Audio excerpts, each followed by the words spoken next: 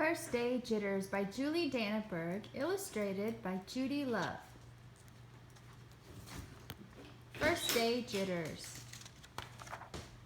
"Sarah, dear, time to get out of bed," Mr. Hartwell said, poking his head through the bedroom doorway. "You don't want to miss the first day at your new school, do you?" "I'm not going," said Sarah, and pulled the covers over her head. "Of course you're going, honey," said Mr. Hartwell, as he walked over to the window and snapped up the shade. "No, I'm not. I don't want to start over again. I hate my new school," Sarah said. She tunneled down to the end of her bed. "How can you hate your new school, sweetheart?" Mr. Hartwell chuckled. "You've never been there before. Don't worry. You liked your other school, you'll like this one. Besides, just think of all the new friends that you'll meet." "That's just it. I don't know anybody. And it will be hard, and I just hate it, and that's all." "What will everyone think if you aren't there?" "We told them you were coming." "They will think that I am lucky, and they will wish that they were at home in bed like me," Mr. Hartwell sighed. "Sarah Jane Hartwell, I'm not playing this silly game 1 second longer. I'll see you downstairs in 5 minutes. Sarah tumbled out of bed. She stumbled into the bathroom. She fumbled into her clothes.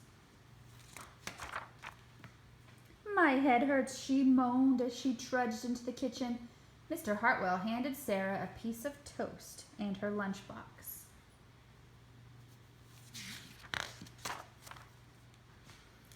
They walked to the car. Sarah's hands were cold and clammy. They drove down the street. She couldn't breathe. And then they were there. "I feel sick," said Sarah weakly. "Nonsense," said Mr. Hartwell. "You'll love your new school once you get started. Oh, look, there's your principal, Mrs. Burton." Sarah slumped down in her seat. "Oh, Sarah," Mrs. Burton gushed, peeking into the car. "There you are. Come on, I'll show you where to go." She led Sarah into the building and walked quickly through the crowded hallways. "Don't worry, everyone is nervous the first day," she said over her shoulder as Sarah rushed to keep up. When they got to the classroom, most of the children were already in their seats.